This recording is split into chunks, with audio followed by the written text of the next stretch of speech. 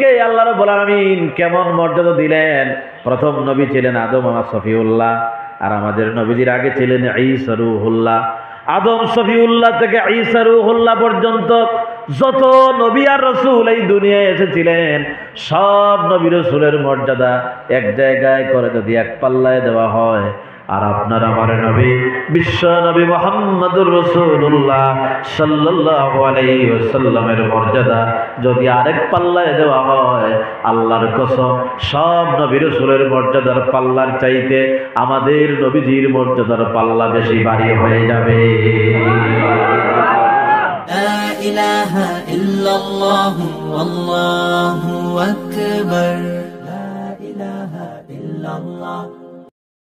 সাধারণ কোনো মানুষ নয়, তারা হলেন মহামানব। আল্লাহ রাব্বুল আলামিন এই পৃথিবীতে যাদেরকে মহামানব বানিয়েছেন তারা হলেন নবী আর রাসূলেরা। কোন সুবহানাল্লাহ। কথা বুঝতে আপনাদের কোনো অসুবিধা হচ্ছে ভাই? সবচাইতে বেশি মর্যাদা কাদের বলেন তো? নবী রাসূলদের। নবী রাসূলেরা আমাদের মতো সাধারণ মানুষ নয়, তারা গুনাহ করেন না। আল্লাহ তাআলা তাদেরকে নিজ হাতে কন্ট্রোল করেছেন। নবী রাসূলদের মর্যাদা সবচাইতে বেশি। তারা মাসুম, তারা নিষ্পাপ, তাদের কোনো গুনাহ নাই। আল্লাহ তাআলা তাদেরকে মাসুম অবস্থায় রাখছেন। এই নবী রাসূলদের ভিতরে আবার ক্লাসিফিকেশন আছে। সব নবী রাসূল সমান নয়। এক এক নবীকে আল্লাহ এক এক ধরনের গুণাবলী দান করেছেন। সব ফুল কি সমান? এক এক ফুলের এক এক গ্রাম। হযরতে আদম আলাইহিস সালাম প্রথম নবী ছিলেন, প্রথম মানব ছিলেন। তার একটা লকব ছিল, আদম আলাইহিস সালামকে সফিউল্লাহ বলা হলো। তিনি প্রথম মানব এবং প্রথম নবী, তার এক মর্যাদা আল্লাহর কাছে। আবার নূহ নবীকে বলা হয়েছে সানি আদম।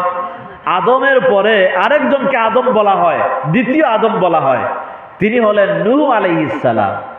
নূহ আলাইহিস সালামকে আদম বলা হয় কেন? তার কারণ নূহ আলাইহিস সালামের সময় মহাপ্লাবন হয়েছিল। বন্যা হয় না মাঝে মাঝে? গত বছর আপনাদের এদিকে আসামেও তো বন্যা, বিরাট বন্যা দেখা দিয়েছে, ঠিক কিনা বলে? অনেক বড় বন্যা আসছিল। এই রকমের সাধারণ কোনো বন্যা না, এগুলো তো সাধারণ বন্যা। নূহ আলাইহিস সালামের সময় মহাপ্লাবন হয়েছিল। সেই মহাপ্লাবনে তাম দুনিয়া প্লাবিত হয়ে গেছে, সবাই পানির তলে তলায় গেছে। নূহ আলাইহিস সালাম সাথী সঙ্গীদেরকে নিয়ে কিস্তিতে আরোহণ করলেন। মহাপ্লাবন যখন চলে গেল, নূহ আলাইহিস সালামের কিস্তি যদি পারে গিয়ে আটকা পড়ল। নূহ আলাইহিস সালাম সাথী সঙ্গীদেরকে নিয়ে আবার জমিনে নামলেন। তাফসীরের কিতাবের মধ্যে আসে নূহ আলাইহিস সালামের আগে যে স্ত্রী ছিলেন তিনি তো মারা গেলেন, তিনি আল্লাহর উপর বিশ্বাসী ছিলেন না, তিনি ধ্বংস হয়ে গেলেন। নূহ আলাইহিস সালামকে আল্লাহ রাব্বুল আলামিন আবার তিনি নতুন করে যখন সংসার করলেন, নূহ আলাইহিস সালামকে আবার আল্লাহ তিনটা সন্তান দিলেন। একজনের নাম হলো হাম, একজনের নাম সাম, আর একজনের নাম ইয়াফাস। কেনান তো মারা গেছে। এই তিন সন্তান দিয়া অন্যান্য যারা নৌকায় ছিল নূহ নবীর সাথে কেউ সন্তান জন্ম দিতে পারে নাই, বংশ বিস্তার করতে পারে নাই। শুধুমাত্র নূহ আলাইহিস সালামকে আল্লাহ আবার তিনটা সন্তান দিলেন। এই তিন সন্তান দিয়া দুনিয়ারে আবার মানুষ দিয়ে আল্লাহ নতুন ভাবে সাজায় দিলেন। সুবহানাল্লাহ। এই জন্য আমরা সবাই নূহের সন্তান, আদমের সন্তান, এরপরে নূহ আলাইহিস সালামের সন্তান। এই জন্য নূহ আলাইহিস সালামকে সানি আদম বলা হয়, দ্বিতীয় আদম বলা হয়। এক এক নবীকে আল্লাহ এক এক ধরনের গুণাবলী দান করেছেন। ইব্রাহিম আলাইহিস সালাম তিনি হলেন খলিলুল্লাহ, আল্লাহর বন্ধু ছিলেন ইব্রাহিম আলাইহিস সালাম। সুবহানাল্লাহ বলবেন না আপনারা? আল্লাহর বন্ধু ইব্রাহিম আলাইহিস সালাম। খলিল মানে বন্ধু। আরবিতে চারটা শব্দের অর্থ বন্ধু। রাফিক অর্থ বন্ধু, সদীক অর্থ বন্ধু, খালিল অর্থ বন্ধু, হাবিব অর্থ বন্ধু। কিন্তু চার বন্ধুর ভিতরে পার্থক্য আছে, ডেফিনেশন আলাদা। রাফিক বলা হয় পথিক বন্ধুকে। আপনি বিদেশে ছিলেন ৩-৪ বছর, ওখানে হয়তো বাংলাদেশের এক লোকের সাথে আপনার বন্ধুত্ব হয়েছে, অথবা আপনার অন্য কোনো রাজ্যের এক লোকের সাথে আপনার বন্ধুত্ব হয়েছে, অথবা আপনি বোম্বেতে চাকরি করেন অথবা কোথাও দূরে থাকেন, ওখানে অন্য এলাকার কোনো একজনের সাথে আপনার দেখা হলো, পরিচয় হলো, বন্ধুত্ব হলো। এরপরে চাকরি শেষ হয়ে যাওয়ার পর সে তার এলাকায় চলে গেল, আপনি আপনার এলাকায় চলে আসলেন। ওই যে সাময়িক সময়ের জন্য বন্ধুত্ব হয়, এটাকে আরবিতে রাফিক বলে, সাময়িক সময়ের বন্ধু। আবার খালিল অর্থ বন্ধু, সাদিক অর্থ বন্ধু। সাদিক মানে বিশ্বস্ত বন্ধু। এক বন্ধু আরেক বন্ধুরে খুব বিশ্বাস করে। বিশ্বস্ত বন্ধু যুবকদের ভিতরে আছে না নাই বলেন তো? বন্ধুত্ব এটা বড় মারাত্মক জিনিস। যুবকেরা দেখবেন অন্তরের গোপন কথা, সিক্রেট কথা কাউকে বলে না, কিন্তু বন্ধু যেটা তা ওইটারে না বললে পেটের ভাত হজম হয় না। এই জন্য বন্ধুকে তারা গোপন কথা বলে। এটাকে আরবিতে সাদিক বলে। মানে বন্ধুর কাছে সব খবর থাকে, ওর চরিত্র কেমন, ও লোকটা কেমন, কেউ না জানলেও একজনে জানে, সে হলো তার বন্ধু। বন্ধুর কাছে সব সময় এই খবরগুলো থাকে। আমাদের নবীজির একজন বন্ধু ছিলেন, 1 বছর আর 2 বছর নয়, নবুয়তের আগ পর্যন্ত 20 বছর রাসূলুল্লাহর সঙ্গে তার বন্ধুত্ব ছিল। যেরকম সুবহানাল্লাহ। তিনি আর কেউ নয়, তিনি উম্মতের ভিতরে সর্বশ্রেষ্ঠ ব্যক্তি হযরত আবু বকর সিদ্দিক রাদিয়াল্লাহু তাআলা আনহু। আবু বকর রাদিয়াল্লাহু তাআলা আনহুর সঙ্গে নবীজির 20 বছরের বন্ধুত্ব। নবীজি নবুয়ত পাওয়ার পর মা খাদিজাতুল কুবরা রাদিয়াল্লাহু তাআলা আনহা সবার আগে ইসলাম কবুল করলেন। এরপরে আমাদের মা উম্মুল মুমিনিন মা খাদিজা এবার বলেন, আপনি ইসলামের দাওয়াত, কালেমার দাওয়াত প্রকাশ্যে দিতে যায়েন না। আপনি কালেমার দাওয়াত, আপনাকে সবচাইতে বেশি যে বিশ্বাস করে আপনার অন্তরঙ্গ যে লোক, তার কাছে আপনি আগে চলে যান। হুজুর বলেন, খাদিজা রে, আবু বকর বড় বিশ্বাস করে আমারে, আর আমিও আবু বকরকে বড় বিশ্বাস করি। মা খাদিজা বললেন, আপনি আগে আবু বকরের বাড়ি যান। আল্লাহর নবী আবু বকরের কাছে গেলেন, গিয়ে বললেন, বন্ধুরে 20 বছর তোমার সাথে আমার বন্ধুত্ব, আল্লাহ রাব্বুল আলামিন আমাকে নবুয়ত দিয়েছেন, এই ব্যাপারে তোমার রায় আমি শুনতে চাই। হযরত আবু বকর কেমন বন্ধু ছিলেন চিন্তা করেন। তিনি বলতে পারতেন 2টা দিন আমার সময় দেন, আমি একটু চিন্তা করি, এরকমের কথা বলতে পারতেন, কিন্তু এরকমের কোনো বলেন নাই। কোন বন্ধু, আমাদের সমাজে তো অনেক ধরনের পীর ফকির আছে না নাই বলেন তো? দেখবেন যত বড় নেতা হোক, যত বড় মানুষ হোক, যত বড় অফিসার হোক, বন্ধুর কাছে খুব একটা দাম পায় না। পীর, অনেক পীর আছে আমাদের দেশে, অনেক বন্ড পীর আছে। পীর যেমন ভালো আছে, পীরের ভিতরে অনেক বন্ড পীরও আছে না নাই বলেন তো? অনেক বন্ড আছে। কিন্তু খালি পীর একটা পাইলেই মুরিদ হওয়া যাবে না, আন্দাজে পীরের কাছে লাইন ধরা যাবে না। ওই পীরের ঠিকমতো ঈমান আমল আছে কিনা, ওর আকীদা ভালো আছে কিনা, এগুলা দেখার দরকার আছে না নাই? বন্ড বেনামাজি পীরের পিছনে দৌড়া যাবে না। ধরেন পীর হয় সমাজে, আমাদের দেশে ওই যে ঘুমাইছে সকালবেলা ওইটাকে আমি পীর হয়ে গেছে। তো কেন পীর হইছ? কই যে আমি স্বপ্নে দেখছি আমারে মানে পীর বানানো হয়েছে। তো মানুষ হুজুগে দেখবেন, মানুষ লাইন ধরে হাজার হাজার, মুরিদের অভাব হয় না তো, মানে সাধারণ মুসলমানদেরকে এরা ধোঁকা দেয়, মুরিদ হয়ে যায় হাজার হাজার মানুষ। এখন বন্ধুরে যদি গিয়া বলে, বন্ধু এতদিন তোর সাথে আমার বন্ধুত্ব, এত মানুষ মুরিদ হয়েছে, তুই আমার কাছে মুরিদ হোস না কেন এখনো? তখন ওই বন্ধু বলবে, তোরে পীরগিরি দিবে আল্লাহ, আর জায়গা পায় নাই, সব খবর জানা আছে আমার। তো বন্ধুর কাছে জানা আছে না নাই বলেন তো? হযরতে আবু বকর রাসূলুল্লাহর 20 বছরের বন্ধু, সব খবর জানা আছে। আল্লাহর নবী আবু বকরের কাছে কালেমার দাওয়াত যখন দিলেন, এক মুহূর্ত দেরি করলেন না। আবু বকর বললেন, বন্ধুরে, আল্লাহ রাব্বুল আলামিন যদি কাউকে নবুয়তি দিয়ে থাকেন, নিঃসন্দেহে আমি সাক্ষী দিলাম তুমি আল্লাহর নবী। হুজুর বলেন, আবু বকর তুমি কালেমা পড়ো। আবু বকরের সাথে সাথে পড়লেন, লা ইলাহা ইল্লাল্লাহু মুহাম্মাদুর রাসূলুল্লাহ। মহব্বতের সাথে সবাই পড়েন, লা ইলাহা ইল্লাল্লাহু মুহাম্মাদুর রাসূলুল্লাহ সাল্লাল্লাহু আলাইহি ওয়াসাল্লাম। হযরত আবু বকর ইসলাম কবুল করলেন। বিশ্বস্ত বন্ধুকে আরবিতে সাদিক বলা হয়। আর খালিল মানে বন্ধু। রাফিক অর্থ বন্ধু, সাদিক অর্থ বন্ধু, খালিল অর্থ বন্ধু। খালিল বলা হয় ওই বন্ধুকে যেই বন্ধু বন্ধুর জন্য সব দিয়া দিতে পারে, সব উৎসর্গ করে দেয়। ইব্রাহিম আলাইহিস সালামকে আল্লাহ অনেক পরীক্ষা নিলেন।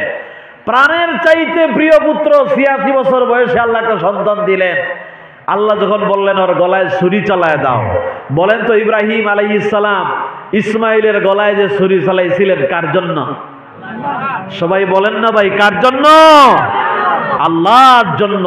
এই জন্য আল্লাহর জন্য প্রাণের চাইতে প্রিয় পুত্রকে সবাই করে দিতে পারে, তারাই তো খালিল বলা হয়, আল্লাহর বন্ধু বলা হয়। ইব্রাহিম আলাইহিস সালাম আল্লাহর বন্ধু। এবার আসেন আমাদের নবীজির কাছে। আমাদের নবীজি ইব্রাহিম আলাইহিস সালাম খালিলুল্লাহ, আল্লাহর বন্ধু, আর আমাদের নবীজি হলেন হাবিবুল্লাহ। হাবিবুল্লাহ মানে হলো আল্লাহর বন্ধু, খালিলুল্লাহ মানে হলো আল্লাহর বন্ধু। কিন্তু দুই বন্ধুর ডেফিনেশন আলাদা, দুই বন্ধুর সংজ্ঞা হলো আলাদা। খালিলুল্লাহ আল্লাহর জন্য সব উৎসর্গ করে দেয়, আর হাবিবুল্লাহ মানে হলো এমন বন্ধু যেই বন্ধুর জন্য স্বয়ং আল্লাহ রাব্বুল আলামিন আসমান জমিন উৎসর্গ করে দেন। সুবহানাল্লাহ। আসমান আর জমিন আর কুল কায়নাত যার জন্য আল্লাহ তৈরি করেছেন তিনি বিশ্ব নবী মুহাম্মদুর রাসূলুল্লাহ সাল্লাল্লাহু আলাইহি ওয়াসাল্লাম। তাকে হাবিবুল্লাহ বলা হয়। এক এক নবীকে আল্লাহ এক এক ধরনের মর্যাদা দান করেছেন। আবার হযরত ইউসুফ আলাইহিস সালাম তিনি হলেন সৌন্দর্যের পিরামিড। ইউসুফ নবীকে আল্লাহ তাআলা দুনিয়ার অর্ধেকটা সৌন্দর্য দান করেছেন। সুবহানাল্লাহ বলবেন না আপনারা?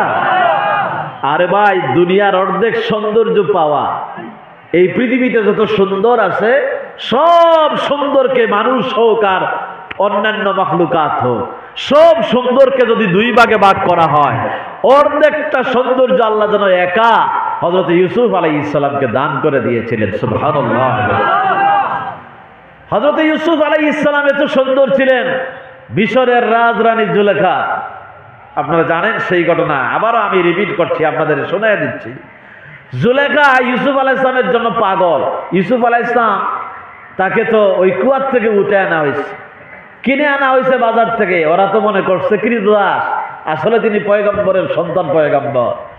ইউসুফ আলাইহিস সালামকে যখন রাজ সিংহাসনে আনা হলো, জুলেখা তাকে দেখেই মুগ্ধ হয়ে গেল, তার জন্য পাগল ইউসুফ আলাইহিস সালামের জন্য। জুলেখার বান্ধবীরা জুলেখারে বলে, এই জুলেখা, ইউসুফ ওরে তো কুয়ার থেকে উঠে আনা হয়েছে, একটা কৃতদাস, সেই দাসের জন্য তোর মন কেন পাগল? তুই কি মিশরে আর কি কোনো যুবক দেখস না? অন্য কি কোনো যুবক তোমার চোখে পড়ে না? জুলেখার বান্ধবীরা ইউসুফ আলাইহিস সালামকে কখনো দেখে নাই, এই জন্য তারা জুলেখাকে এই কথা বলছে। জুলেখা ওদেরকে দাওয়াত করলো যে ইউসুফের জন্য কেন পাগল তোমাদেরকে আমি দেখাতে চাই। ওরা জুলেখার ঘরে হাজির হলো, ওদের হাতের মধ্যে ফল দেওয়া হলো আর ছুরি দেওয়া হলো। হযরত ইউসুফ আলাইহিস সালাম যখন জুলেখা ইউসুফ আলাইহিস সালামকে কৌশলে নিয়ে আসলো, যখন ইউসুফ আলাইহিস সালাম জুলেখার বান্ধবীদের সামনে আসলেন, জুলেখার বান্ধবীরা ইউসুফ আলাইহিস সালামকে দেখার পর জুলেখা বলছে, ইউসুফ যখন আসবে তখন তোরা ছুরি দিয়ে ফল কাটবে। ওরা যখন ইউসুফ আলাইহিস সালামকে দেখলো, তাদের হাতের ফল কাটতে পারলো না, তারা ভুলে গেছে হাতের মধ্যে যে ফল আছে। ওরা ছুরি দিয়ে পোষাচ্ছে আর হাতের আঙ্গুল কেটে কেটে রক্ত পড়তেছে, আঙ্গুল কেটে কেটে জমিনে পড়তেছে, তারা বুঝতে পারছে না। ইউসুফ আলাইহিস সালাম চলে যাওয়ার পর তারা হাতের দিকে তাকায় দেখলো আঙ্গুল কেটে ফেলে দিয়েছে, তারা বুঝতে পারে না। সুবহানাল্লাহ। এত সুন্দর ছিলেন হযরত ইউসুফ আলাইহিস সালাম। আমার ভাইরা, ইউসুফ আলাইহিস সালাম সুন্দর ছিলেন এই কথা ঠিক, কিন্তু যদি কম্পেয়ার করেন যে আমাদের নবীজির সৌন্দর্য আর ইউসুফ আলাইহিস সালামের সৌন্দর্যের সাথে যদি তুলনা করা হয়, তাহলে কার সৌন্দর্য বেশি হবে? ইউসুফ আলাইহিস সালামের সৌন্দর্য বেশি হবে না আমাদের নবীজির সৌন্দর্য বেশি হবে? অবশ্যই ইউসুফ আলাইহিস সালামের চাইতে আরো বেশি সুন্দর ছিলেন মুহাম্মদুর রাসূলুল্লাহ সাল্লাল্লাহু আলাইহি ওয়াসাল্লাম। আমাদের মা উম্মুল মুমিনিন হযরত আয়েশা সিদ্দিকা রাদিয়াল্লাহু তাআলা আনহা বলেন, মিশরের নারীরা, জুলেখার বান্ধবীরা ইউসুফ আলাইহিস সালামকে দেখার পর তাদের আঙ্গুল কাটছে, তারা টের পায় নাই। ওরা যদি, সেই নারীরা যদি আমার স্বামী আব্দুল্লাহর তিন পুত্র মুহাম্মদুর রাসূলুল্লাহ সাল্লাল্লাহু আলাইহি ওয়াসাল্লামকে একটা নজর যদি দেখতো, কলিজা কেটে ফেলে দিলে ওঠের বেদনা। জোরে কোন আল্লাহু আকবার। তাহলে ইউসুফ আলাইহিস সালামের চাইতে আমাদের নবীজির সৌন্দর্য বেশি না কম? অনেক বেশি। আমাদের নবীজি শুধু তাই নয়, আকাশের চাঁদের চেয়েও সুন্দর ছিলেন। নবীজির অনেক জীবনী লেখা হয়েছে, একটা জীবনী গ্রন্থ নবীজির শানে লেখা হয়েছে, তার নাম দেয়া হয়েছে তিনি চাঁদের চেয়েও সুন্দর। আসলে নবীজি চাঁদের চেয়েও সুন্দর ছিলেন। হযরতে আনাস রাদিয়াল্লাহু তাআলা আনহু তিনি নবীজির খেদমত করেছেন দীর্ঘ 8 থেকে 10 বছর। সেই আনাস বলেন, আমি একবার নবীজিকে আমার বাড়িতে দাওয়াত করলাম। নবীজি আমার ঘরে তাশরীফ ফরমালেন।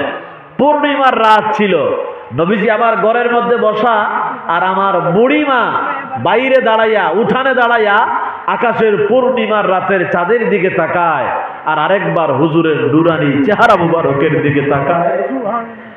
একবার আকাশের চাঁদের দিকে, পূর্ণিমার রাতের চাঁদের দিকে তাকান, আরেকবার নবীজির নুরানি চেহারা মুবারকের দিকে তাকান। বারবার এইভাবে তাকাতাকি করতেছেন। হযরতে আনাস রাদিয়াল্লাহু তাআলা আনহু তার মাকে তিনি বললেন, মা তুমি কি দেখো? একবার দেখে আকাশের পূর্ণিমার রাতের চাঁদের দিকে তাকাও, আরেকবার হুজুরের চেহারার দিকে তাকাও, তুমি কি দেখো রে মা? আনাসের মা তখন কসম করে আর বলে, রে আনাস, ওয়াল্লাহে ওয়াল্লাহে, আমি আল্লাহর নামে কসম করে তোরে বলি, আমি তো তুলনা করে দেখলাম, আকাশের চাঁদের দিকে তাকালাম আর নবীজির নুরানি চেহারা মুবারকের দিকে তাকালাম, আমি দেখতে পেলাম আকাশের চাঁদের মধ্যে কলঙ্ক দেখা যায়, কিন্তু আল্লাহর হাবিবের নুরানি চেহারা মুবারকের উপরে কোনো কলঙ্ক দেখা যায় না।